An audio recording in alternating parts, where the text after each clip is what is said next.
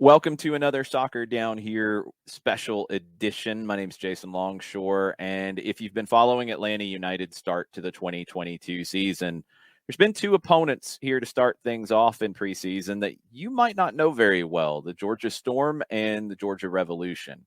Atlanta United played the Storm behind closed doors at the Children's Healthcare of Atlanta training ground in Marietta just a week into preseason training. And then a few days later went over to Athens at the Turner Soccer Complex in front of a capacity crowd and played the Georgia Revolution. These are two clubs from the NPSL. Both had very strong seasons in 2021. Both were competing for the division title. Both actually met in Lamar Hunt U.S. Open Cup qualifying against one another and have created a nice local rivalry at that level. Get a chance today to talk to leadership from both clubs about what this experience will do for their clubs back in Henry County and out in Carrollton for the Storm, what it does to kick off the 2022 year for them, and just how challenging it was to bring a team together on not short notice, but out of their season. It's something that Darren Eales was very impressed with both clubs, that they were able to put together competitive sides, give Atlanta United a good test, a good preseason workout, because these games ultimately don't accomplish what Gonzalo Pineda needs them to accomplish if it's not competitive. And I think you saw that both clubs, the Georgia Storm and the Georgia Revolution, were able to compete and push Atlanta United, which helps them as they go to Mexico now and will face three opponents in Mexico. They come back to face the Birmingham Legion in a friendly a week before the home opener against Sporting Kansas City. Let's hear from the leadership of both clubs. We're going to start with Eric Morrison of the Georgia Revolution.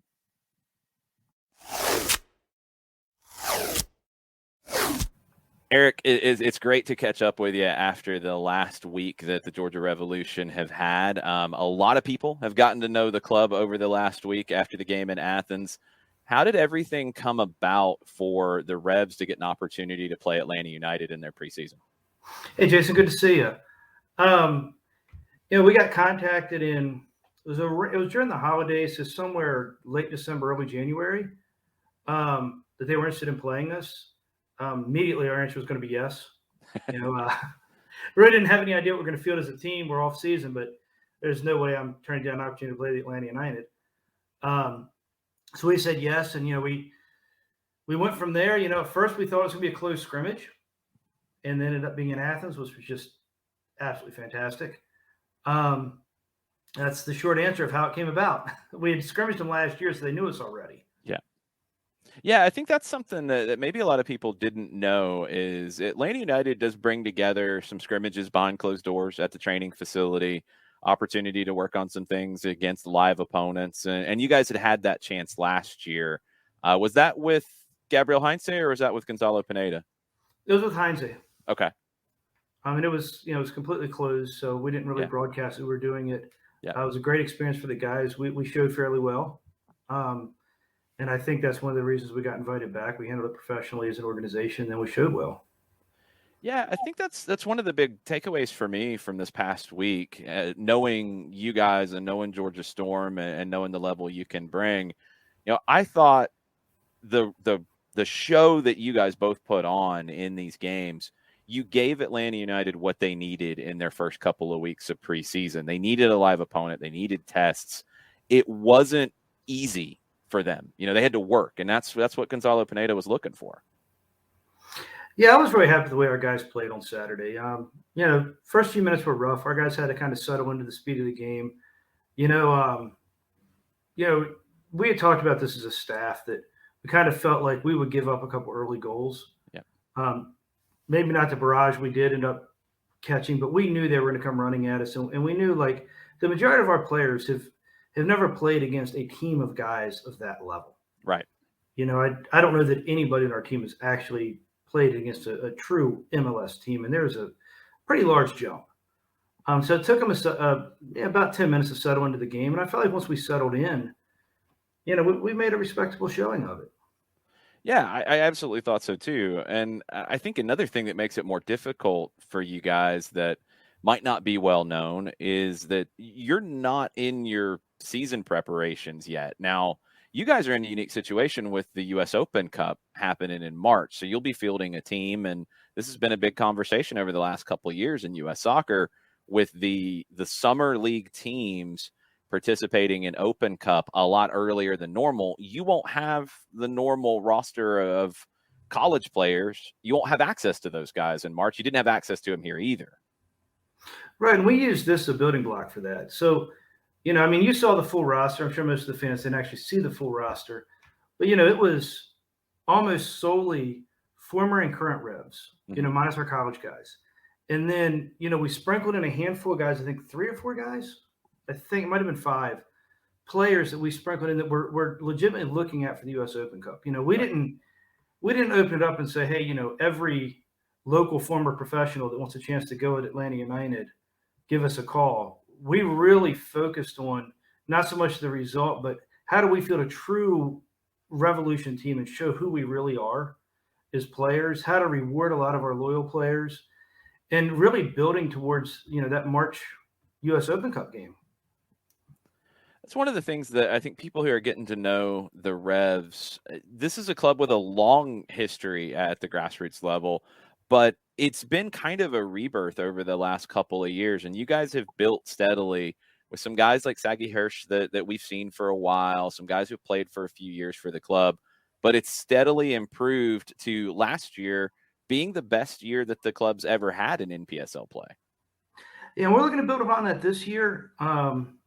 It has been very good. We stuck true to our philosophy when we first, I came in 2016, and I really believe you can either spend a lot of money and build fast, and you also collapse fast. Yeah. Or you can do that slow, steady build. And we really focused it, both the financial and on the field. We wanted to build a club, not just a team. And we've gone with that slow build, and it's really beginning to pay dividends now. I'm really proud of everything that's going on.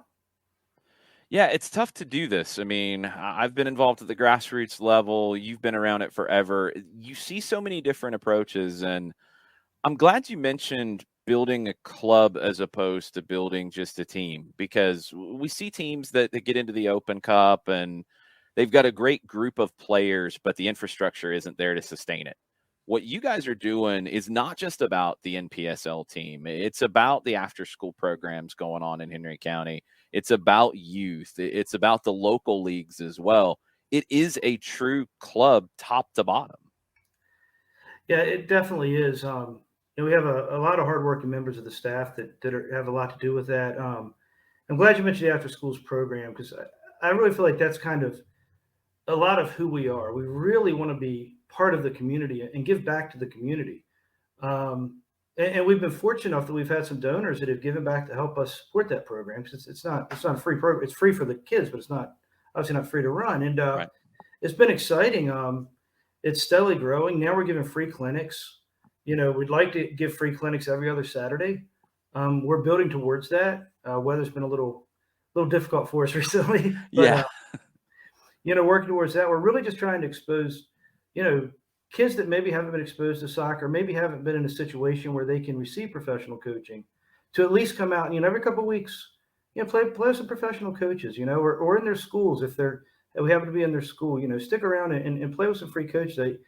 It's just so important to me that we're giving back to the community that's helping support us.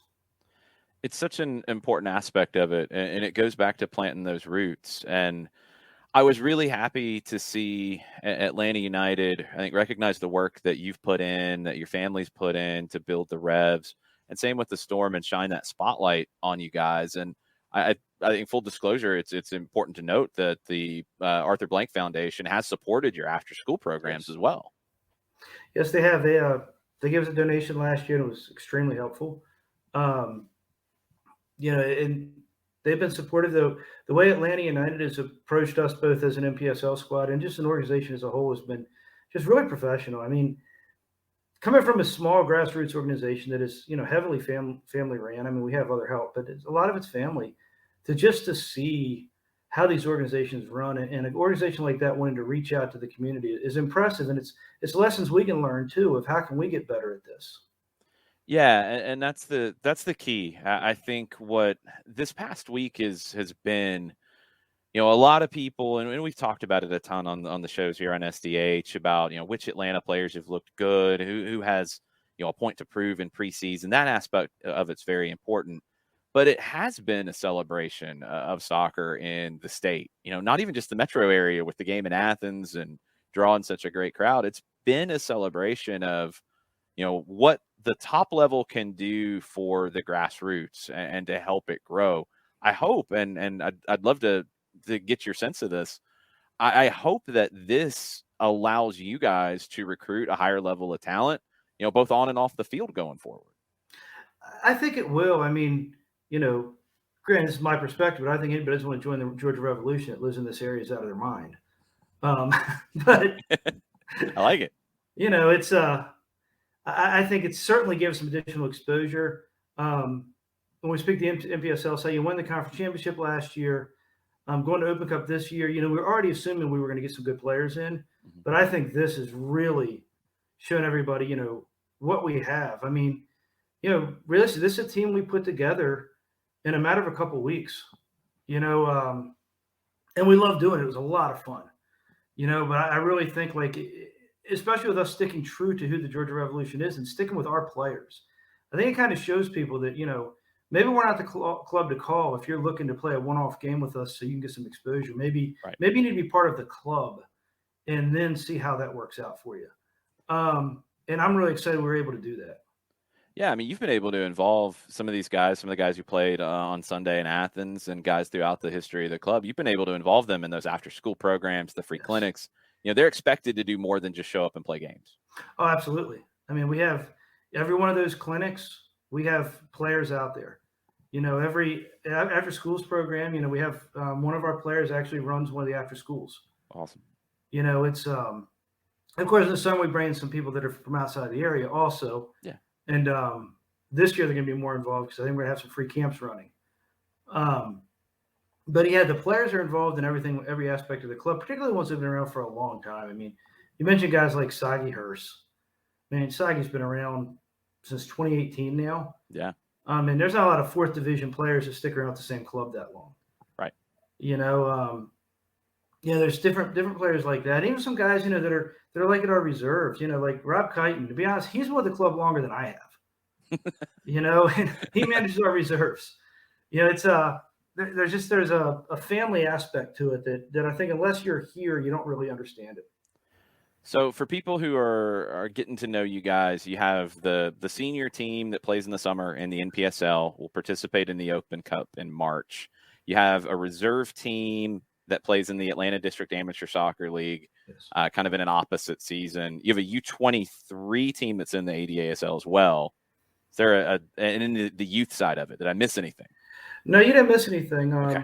Our U23 team is really that link between our kids coming out of the academy. Like we have 7 or 8 U19 players playing on it right now to try to get them to where can we get them to the reserves? Can we get them an NPSL? Right. And that team actually I'm pretty proud of it. They're working really hard, getting some results. But they're playing D1 ADASL. It's not an easy division for kids who are coming out of youth. Absolutely. But they're holding their own. It's kind of how we built the pyramid, and our youth is growing itself out. We had our 17s won their conference in Georgia soccer this year. They were very good. They lost one game all season. I'm sorry, our 19s. Our 17s had a good season. I think they took like 3rd in their conference. Brand new team. And most of those guys had never played together. Right. So I was impressed with how they pulled together as a team. And then we just started our U12s.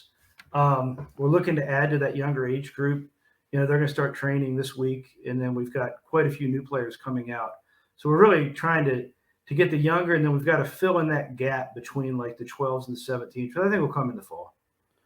And you guys are based in Henry County, play the NPSL games in McDonough.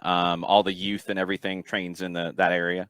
Right. Right now, everything is in McDonough. We're actually doing everything in Henry High right now. Okay. We're looking at some other spots in the area. They'll all be in the Henry County McDonough area. Yeah. But we're looking at a couple other spots right now. As we expand, we're going to need more room. So we're looking at some various options. And that's been through partnerships with Henry County schools, right? Yes, through Henry County schools. It's hard to do this stuff. That's why I mentioned like all these partners, and I think people, maybe getting to know this level of the game.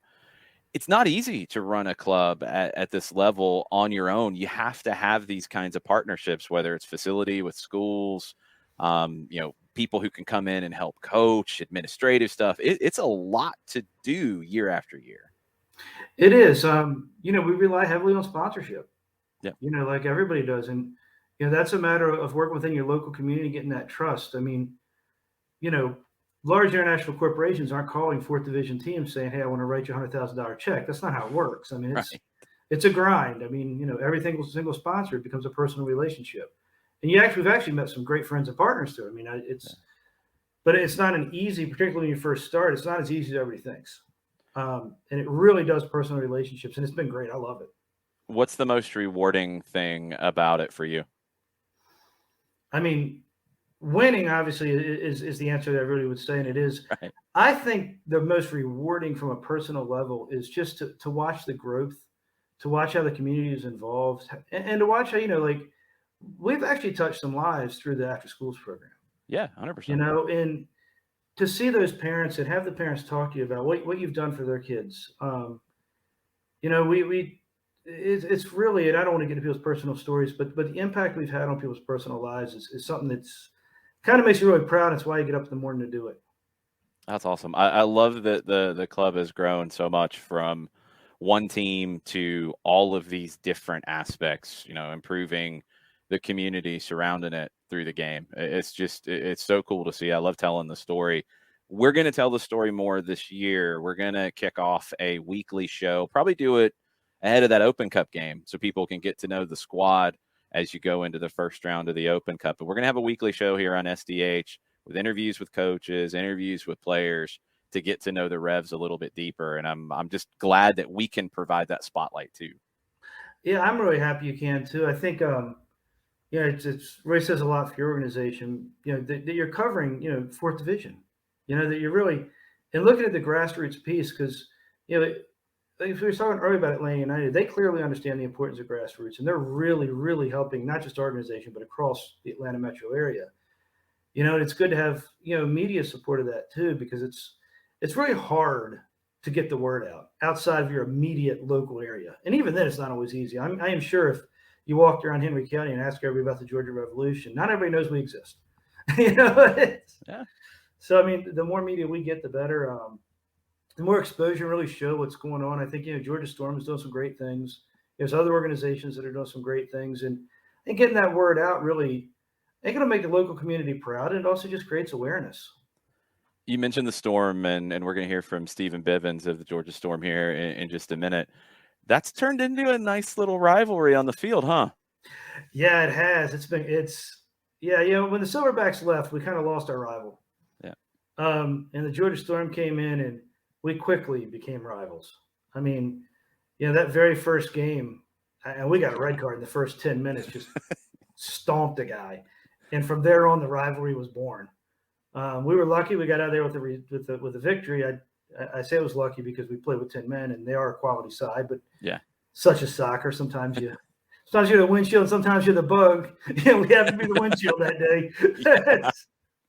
They went back and we played them 2 more times during the season, once in the conference championship. And yeah, the matches were physical. They were heated.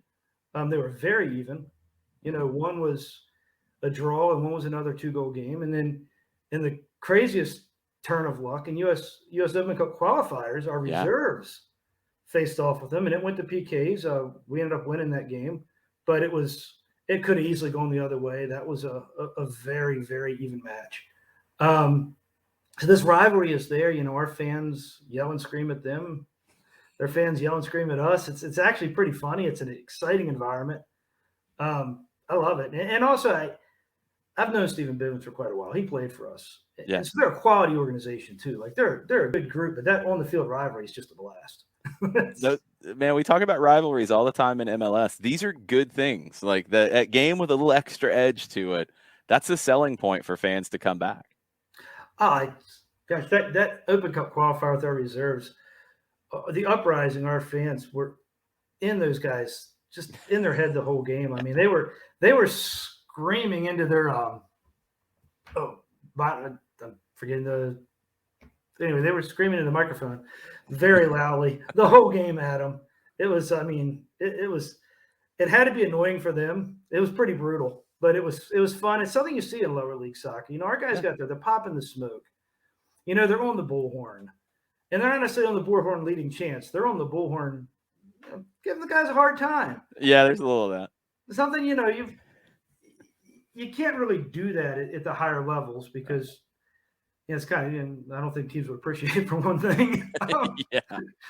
But it's a lot of fun, and it creates that rivalry. And, the Storm Chasers, they can make a lot of noise too. I mean, they're not a quiet group. And it's amazing at the games. It's an environment, if you haven't been to, it's something I'd recommend anybody could just find your local minor league soccer team and go watch a match sometime. And it's a lot. It's fun. Yeah, it was great to see some of the uprising up in Athens supporting the Revs. Yeah, I was really happy to have them there. They were having a nice tailgate. We had an opportunity to go out and talk to them for a few minutes. Nice. They really enjoyed it. There's some guys in the uprising that, like Justin Murphy. I mean, again, he predates me. Yeah. So for these guys, it's just unreal that where we've started and where we are. Nobody would have said 5 years ago we'd be playing an MLS team. That's just unbelievable for everybody involved. It's so cool to see. I remember with the Silverbacks reserves going over to Conyers back in the day, the first iteration of the Revs and the battles that the Silverbacks reserves had with the Revs during that time. Now it's to a point that, hey, a couple of wins in the Lamar Hunt U.S. Open Cup and maybe see Atlanta United again. That would be amazing. I mean, hopefully we're fortunate enough to get a couple of wins and go play them again.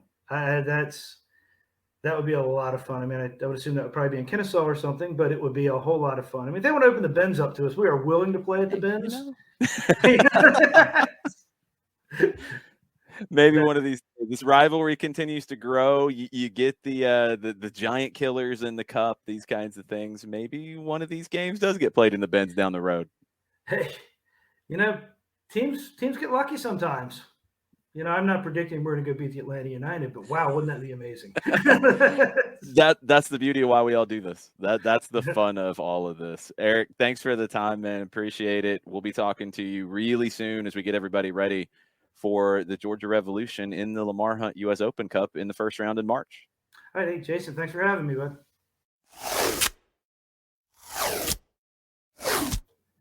Now we're here with Stephen Bivens, general manager of the Georgia Storm. The Storm played Atlanta United in the first preseason friendly of the year.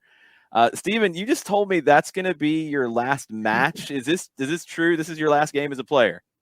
It'll be my last competitive game as a player, like at this level. Fair enough. I'll still be playing in local leagues, but officially I'm backing down for sure. Because look, we talked about this last year before we get into the Atlanta United game.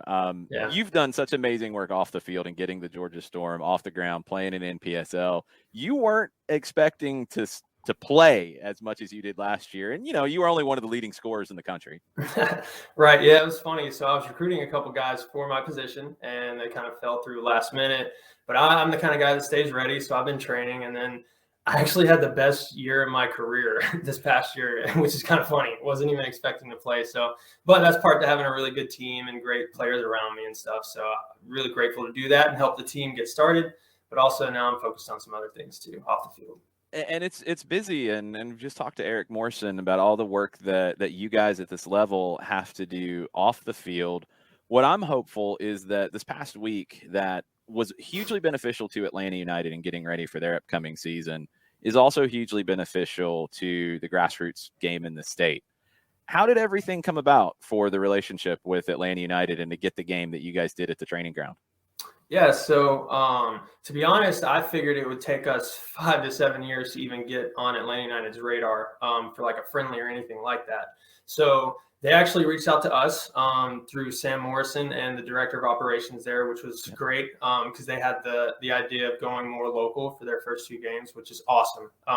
And, for a club like us to be able to get on a preseason friendly schedule with a team like Atlanta United is a huge deal because as soon as they announced it on their friendly list, different news publications were covering it, and we had all of our community reaching out to us saying, "Is this us? Is this us?" And we're like, "Yes, this is us." Like we're going for it. So that was really cool to see that, and then to go and do it was awesome too. Yeah, I think it was one of the busiest days for media at the training ground in club history. Huge turnout and a lot of people asking questions about you guys. I was watching from the sideline with the rest of the media, and a lot of people were asking about some of the players, asking about, the club's background. It was really cool to see you guys get that shine. Yeah, definitely. And historically, we've operated as a youth club, basically up until you're 18. Out in West Georgia, in Douglasville, Carrollton, and Villarica. And then last year we started our NPSL team, and we actually, got a really good team together. We finished second in the Southeast, which was a lot of success that we weren't really expecting in our first year, but it came our way due to, our team working really hard and our staff getting things together the right way. And then just being ready for an opportunity like this. So this was our off season and having players that are willing to return. So in that friendly, we had 12 NPSL returners along with some additions and then some youth academy players that came with us. So just having the player pool also that know who we are and want to play for us. So that way when opportunities like this come, we're ready and we can say yes. So it's interesting the differences between you guys and Georgia Revolution. They've went into the youth side after having the NPSL team. You guys grew up the other way with the academy side and now have grown up into an NPSL team. How important is it to have that consistency amongst the club and building that identity across the board? Yeah, so we've operated as a youth club, and we all agreed as an executive staff that our next evolution of the club was to add a men's team and then eventually a women's team, but a men's team to start. So that way, as these kids are growing up in our youth academy, they can kind of see what's at the top, even though we're not at the top as far as like U.S. soccer, but you can see what you're heading towards and training for, and have it firsthand. So having players that have played college, played a little bit of professional, being a part of our club is a huge deal. So that way, when our kids want to ask questions, they can come and ask questions of, someone like Hunter Jumper, who was our center back, had played 3 years in the MLS. So having that opportunity for the youth players is really awesome. So that way they can be inspired and keep chasing their dreams. And at the same time, it opens doors for opportunities like Atlanta United Friendly and the NPSL and some other matches like that really help us grow our brand and our community as we continue to develop as a club. Yeah, it's one of the most important things about it. And, talking about the overall soccer scene, I mean, Atlanta United is the big dog in town. They're the MLS team, but they can't always be all over the metro area at all times. With you guys out in Carrollton, really, I think growing the grassroots of the game there, having Atlanta United's great for you, but also you guys have to be active there and grow the game in the grassroots, getting your hands in the dirt and developing those players and developing those, future fans. Right. Yeah, exactly. And we try to do our best to put the best game experience at the highest level possible for our fans in West Georgia. And yes, there's tons of Atlanta United fans, including myself, that live in Douglasville, Carrollton, Villarica. But at the same time, how often can they go to every single game when maybe we have a home game and Atlanta United's away? So stuff like that, where you can still get a good high level soccer experience, but a little bit more local. So, we're focused on that. And especially going into 2022 here, we're focused on really establishing ourselves in the community. Everyone knows us as a youth club in West Georgia, but we're trying to break through that and make everyone realize that we're a fully integrated club with a men's team kind of at the top of our club that competes at a high level against some professionals and then a lot of semi-professional teams and leagues, especially. What was really cool to hear after the game, and I think it's important for me to say after the game, because you guys had some, teenage players who didn't get NPSL experience with you last year play against Atlanta United. I didn't pick them out. I didn't say man, okay, who's that kid? They're not ready for this. I couldn't tell the difference. They were that good. What was the experience like for those guys? Yeah, so it was really cool. They were the most excited out of anyone, and I was really excited myself. So taking 4 of our youth academy players, we took 4 06s, so they're like 15, 16 years old. Okay. And they have dreams of playing pro one day. So we really wanted to take them into an environment where here's one of the best professional setups in North America. So take notes, see what it's like, understand, what it takes to get here. And so we did put one of those players on the field for the back half of the second half. So he did get some minutes, which he was really nervous. I was sitting on the sideline, and when the call came for him to come in, he was kind of looking around like it was a joke. And I was like, no, man, put your shirt on and you're going in to play. Like, go play. Like, you can play. Go out there and play. And so Isaac went out there and he did that, and he did great. I mean, he touched the ball several times. Obviously, we were defending a lot, due to the circumstances of the game, right. But he played his role. He was fine. So, I mean, that's something we want to do as we grow as a club, is really integrate and bridge that gap between our men's team and our youth club. So that way, one day if we do get a professional bid, or we do continue in a semi-professional league where a 16-year-old can make a debut on our senior team. And so they get a taste of that as they continue to grow and develop as a player individually. So, yeah, we're really focused on that and really bridging that gap. It's so much of it's access. I mean, we've all been involved in different levels of the game. I coached with soccer in the streets for a number of years. We'd have players who would come through that you knew there was something special about them, and for whatever reason, maybe they didn't have the money to play at one of the top clubs that got noticed. Maybe they couldn't get to the practices on a regular basis. There's guys that, because of access, don't get that opportunity. And I would assume that there are some really talented players out in West Georgia who are not able to play in Atlanta United's Youth Academy, not able to play at some of the big clubs that get everybody's attention here in metro area, but they're quality players. That access is critical, and you guys can bridge that. Absolutely. Yeah. And, in the past, we've done different leagues on the youth side. We've never really gotten into like the DA or MLS Next, but if we take a 16-year-old that's playing on one of our National League teams and put him in a men's level National League game, like an NPSL game, that's huge. That's a huge experience for them that, we're trying to be unique in being able to offer that to our youth players at a senior debut. It's a special thing that can teach a young player a lot and really inspire them to keep chasing that dream and know what's coming next. Year one of NPSL in the books for you guys. Really successful year on the field, competed for the division title, got into the Open Cup first round of qualifying. What did you learn about running a club that maybe you didn't know coming into last season? Yeah, so I learned a lot. One of the things that I did have going in was I had played for the Georgia Revs in an NPSL setup for basically 2 seasons. So I learned a lot from the inside, on a player side, but managing it and one of the big things I learned is, offering a good service to the community. So the communities, we're not Atlanta United necessarily in downtown Atlanta. So being able to offer things for the community to come and participate and watch us play, but at the same time, we're giving back to the community, whether that's clinics and camps. And some of the other things is obviously it's a challenge to keep players motivated because when you get to this level, there's players that have all different kinds of interests, and kind of managing that is also tricky.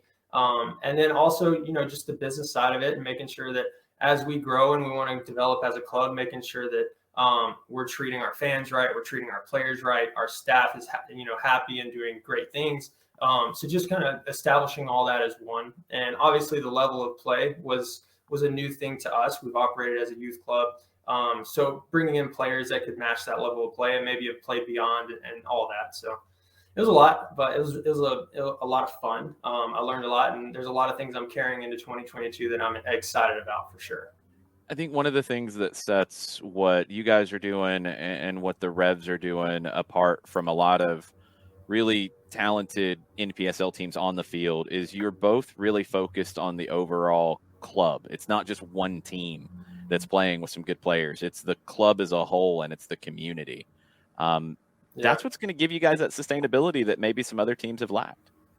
Yeah, I totally agree. And when I do a lot of our recruiting for our NPSL team, so when I'm recruiting guys, one of the main things that I'm focused on is this guy a good ambassador for our club? Because I'm going to have 10-year-olds that are coming to the game and wanting to meet him. So, will he represent the club, and will he carry himself in a professional manner? So that way our youth players are inspired and not turned off. So, because there's a lot of players at this level. And so picking the right ones is a very difficult and challenging thing. So one of the things that I really focus on is making sure that they're going to represent Georgia Storm as a professional and a good leader for the kids to look up to. And one of the other things that you do individually that maybe a few people know, maybe they don't, is you do a lot of individual training in the off season for guys. You've had a lot of Atlanta United players, current and former out there training with you. How did you get into individual training?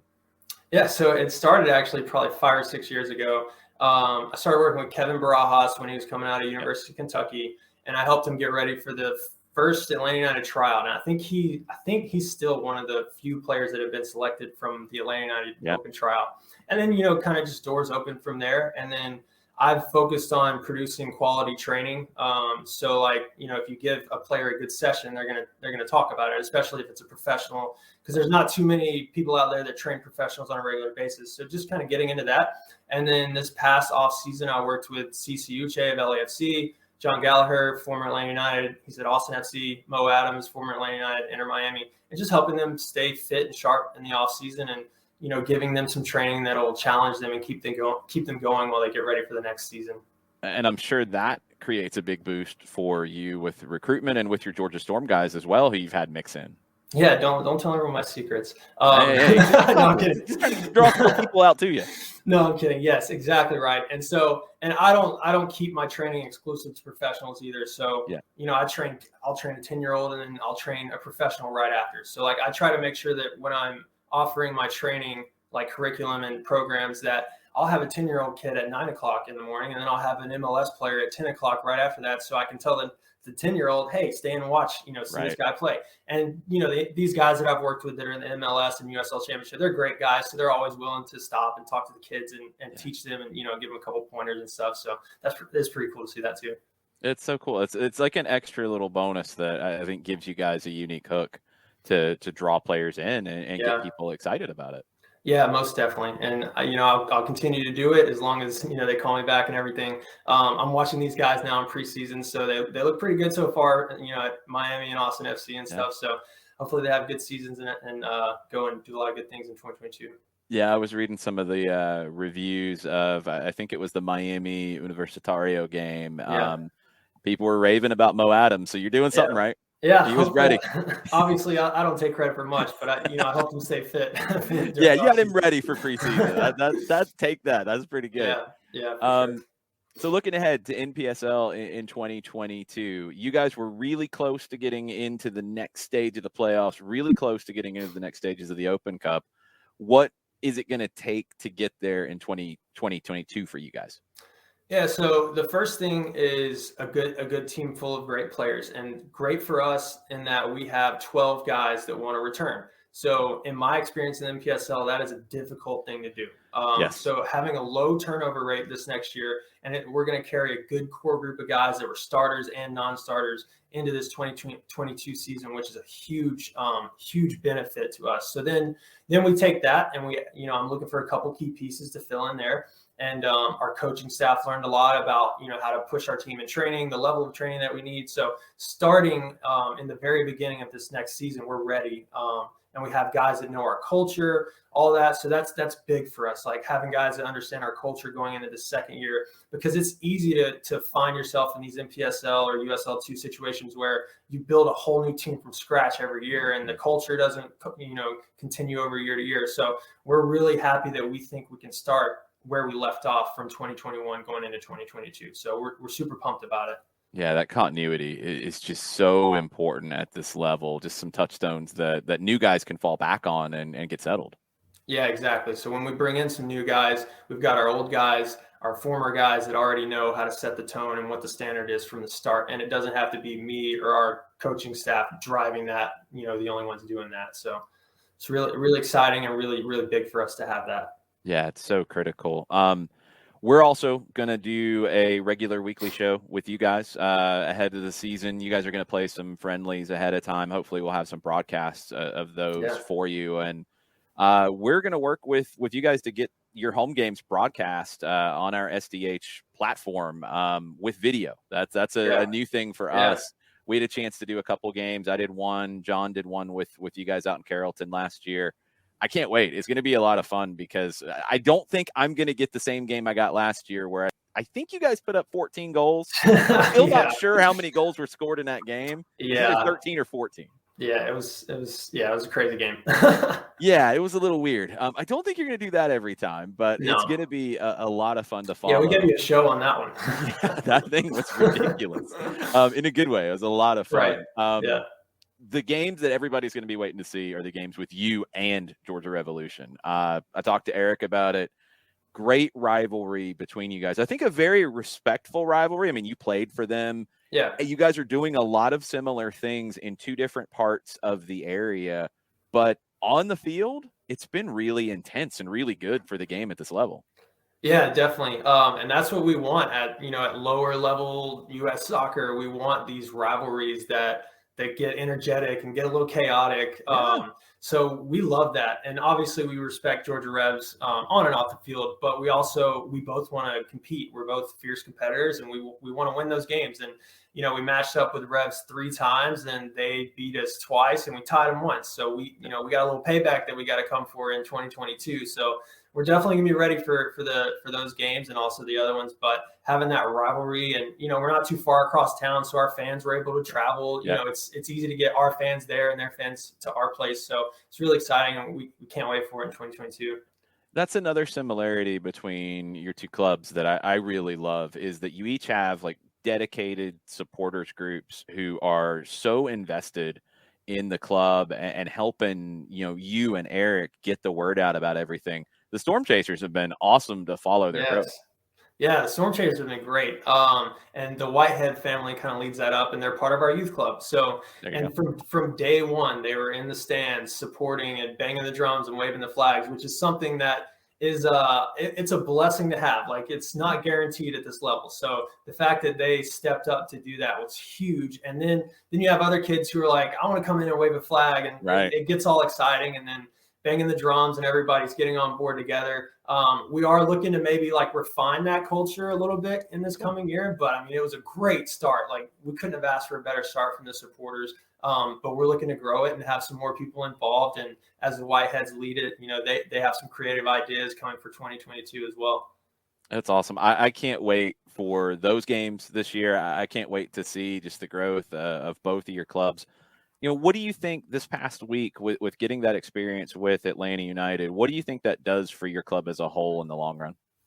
Yeah, so it sets us up for a lot of different things. The first thing is just getting the experience. Like, even the youth players and the families that weren't able to go into the facility with us, they got to kind of experience that with us sharing that. Like, our 3 coaching staff that are part of our NPSL also coach youth. So all during the week when they were running their youth training, everybody's coming up to them saying, how was it? So like, getting to share that firsthand is awesome. And, representing West Georgia is a huge deal because there's a lot of pride there and a lot of people care about, what we're doing and want us to succeed. So, we had youth parents calling and saying, hey, we just saw you guys on the news.